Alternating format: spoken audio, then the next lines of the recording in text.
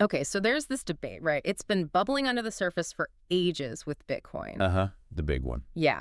Is it like digital cash for everyday stuff? Or is it more like, I don't know, a virtual gold bar you just hold on to? Exactly. Payments versus store of value. And that whole debate just got a massive jolt. Seriously. You're talking about the transaction fees. I am. A huge, like almost unbelievable drop in Bitcoin transaction fees. Honestly, when I saw the mempool data, I had to do a double take. It was pretty dramatic. It makes you think, what is actually happening here? It feels, well, significant. Definitely worth digging into. So that's what we're doing in this deep dive. We want to explore what this crazy fee drop tells us about Bitcoin right now, and maybe, where it's heading in the whole financial picture. Sounds good. Okay, let's unpack this then. Let's do it. So the key data point comes from mempool, the big Bitcoin blockchain explorer. Right. They're showing users can now pay as low as 0.1 Satoshi per virtual byte. That's vByte. Just 0.1. 0.1. And a Satoshi, for anyone wondering, it's tiny. The smallest piece of a Bitcoin, like 0.0000000000001 BTC. Minuscule. And just to give some context here, the minimum cost before this typically was around 1 Satoshi per virtual byte. So full Satoshi, yeah. Which means we're talking about a 90% reduction. 90. That's huge. Anyone used to paying Bitcoin fees knows that's a massive change. Absolutely. So why? Why the massive cut? Well, the simple answer is there's just not a lot happening on the Bitcoin network right now. A real lack of activity, which means there's much less demand for what we call block space. Block space. Okay, explain that a bit. Think of it like digital real estate. Each new block added to the Bitcoin chain has limited space to record transactions. Got it. Limited supply. Exactly. And when fewer people are trying to get their transactions into that limited space, the price, which is the transaction fee, just drops. Basic supply and demand, really. So the fee basically tells you how much traffic there is. Pretty much, yeah. It refers to the weight of your transaction, but also, crucially, how fast you want it processed. Right. When the network's jammed, you pay more to jump the queue. So this fee drop, it's a crystal clear sign that the network is way less congested. Okay, makes sense. And what's interesting, technically, the Bitcoin protocol has always allowed these super low 0.1 sat vByte transactions. Oh, really? So it wasn't a code change? No, not a fundamental protocol change. Yeah. But in the past, many node operators just ignored them, didn't relay them. But what we're seeing now with mempool and others showing these fees, it suggests like a growing consensus. People are starting to accept these lower fee transactions. So the operators are changing their behavior. Seems like it. There's this pseudonymous Bitcoin miner, Akano Alchemist, who noted this.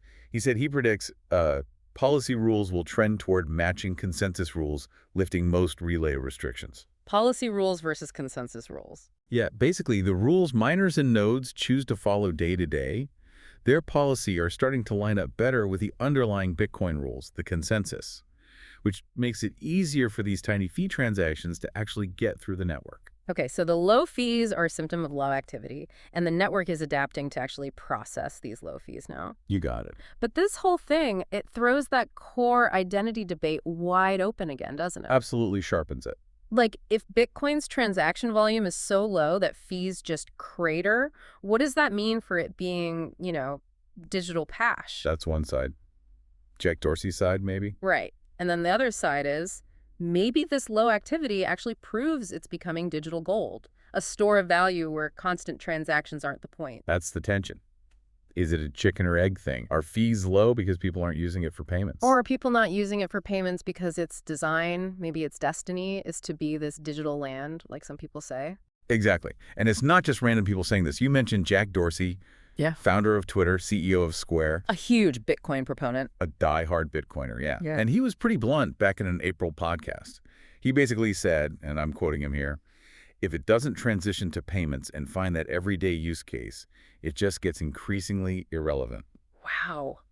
Irrelevant. That's strong. Very strong, especially coming from him. But hang on, let me just push back slightly. Bitcoin is hitting new highs, right? Despite not being used for coffee everywhere. That's the paradox. So does his irrelevance argument still land the same way, or is relevance maybe changing definition for Bitcoin? Well, that brings us right to the other camp, the store of value argument. Okay. And it's definitely gaining steam, and the market, it seems to value Bitcoin more for its scarcity, its potential as a long-term hold, than for, like, quick transactions. So less like digital cash, more like digital Yeah, property. pretty much. You have guys like Scott Norris. He's the CEO of a Bitcoin miner called Optiminer. He observed that, quote, Bitcoin seems to be moving into a store of value asset and not being used for any type of transactions. Okay, so a miner is seeing this directly. Yeah, and he expands on it. Norris says, as long as the upward price momentum exists, people aren't going to use Bitcoin to transact. Makes sense, right? Why spend something you think is going way up? HODL. Exactly. He calls it digital land, basically. It's very valuable, and the value continues to grow. It's still very new, so it hasn't peaked. But it's not the best to transact with. You want to leverage your Bitcoin, not use it. Leverage, not use. That's a key distinction. Hold it, borrow against it maybe, but don't spend it on pizza. That's the idea behind that argument, yeah. Its value is in holding it. Okay, to really get the implications here, especially for Bitcoin's future security and all that, we probably need to talk about the miners themselves. Crucial piece of the puzzle. These are the folks, well, the big operations usually, with warehouses of computers. Yeah, industrial scale. Crunching the numbers, processing the transactions, adding the blocks to the chain. They're the engine. They are. And they get paid for it, obviously. Yeah. Two main ways. Right, the block reward. Which is currently 3.125 BTC per block. That's, what, around $367,000 at today's prices? A huge chunk of change. Definitely. Plus, they get all the transaction fees from the transactions they include in that block. Okay. So block reward and fees. Both. Now, connect that back to these super low fees we're seeing. Right, if fees are near zero. Then the miners are earning much less from that second income stream, the fees, for every block they mine. Okay. If fewer people are sending funds or minting ordinals, those Bitcoin NFT things, or doing anything else that requires a transaction fee, then the fee part of the miner reward shrinks. Exactly. And this actually raises a really important long-term question. If the payments use case isn't driving significant fee revenue, what happens down the line? When the block reward gets smaller, it halves periodically. Precisely. The block reward keeps decreasing. Eventually, the idea was that transaction fees would make up a much larger portion of miner income, keeping the network secure. So low fees now might be great for users sending cheap transactions. But it does put a spotlight on that long-term security budget.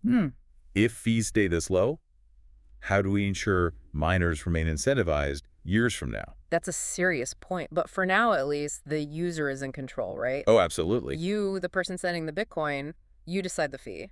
If you need it there fast. You bump up the fee, pay a bit more to get prioritized by the miners. And if you're not in a rush. You can try your luck with a super low fee, like these 0.1 sat by ones. So how are users reacting to this? Cheaper fees must make some people happy. Oh, yeah. Definitely seeing positive reactions, especially on crypto Twitter or X now. Right. There was one user, Mandrick, who posted something like, I love seeing sub-1 sat-by transactions in my mempool. Just pure delight. Yeah. And he added he just wanted to, quote, pay as little as possible. Fair enough. Most people do.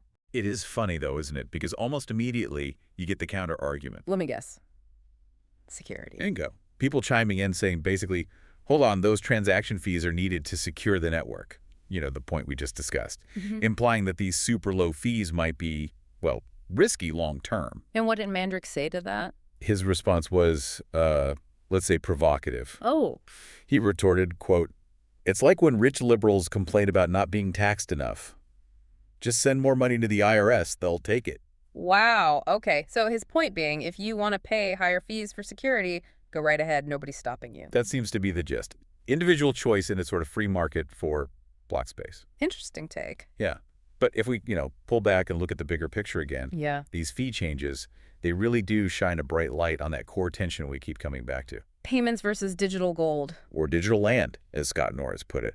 Bitcoin's potential as this smooth payment system versus its current reality, where it seems to function more like a powerful store of value. It's like a tug of war playing out in the fee market. It really is. And this low fee period is just a fascinating snapshot of that ongoing struggle for, like, Bitcoin's soul, maybe. So wrapping this up then, what does this all mean for you, the listener, trying to understand Bitcoin? Good question. Is it going to be that digital cash people dreamed of early on? Yeah. Or is it settling into being this digital safe deposit box, something you hold, maybe borrow against, but rarely actually spend? The jury's still out, I think. Definitely something to think about. Hey, and look, before we leave you with one final thought to chew on, Yeah. if you're getting value out of these deep dives, if you find them useful for navigating the crypto world, just a quick reminder that engaging with us really helps. It does make a difference. Subscribing, maybe dropping a comment below with your thoughts on this fee situation, or even just sharing the deep dive. It helps us show up more, helps the algorithm notice us. And lets us keep making more content like this for you all. Exactly. We really appreciate the support. Okay, so final thought. Lay it on us. If Bitcoin really is leaning more towards being this digital store of value, this thing you leverage, not use, what does that mean for actually making everyday crypto payments? Good question. Does it leave a gap? And if so, will other coins, other solutions inevitably step up to fill that need for fast, cheap, everyday digital transactions? That is definitely something to ponder. Where does that leave the original peer-to-peer electronic cash idea? Exactly. Food for thought.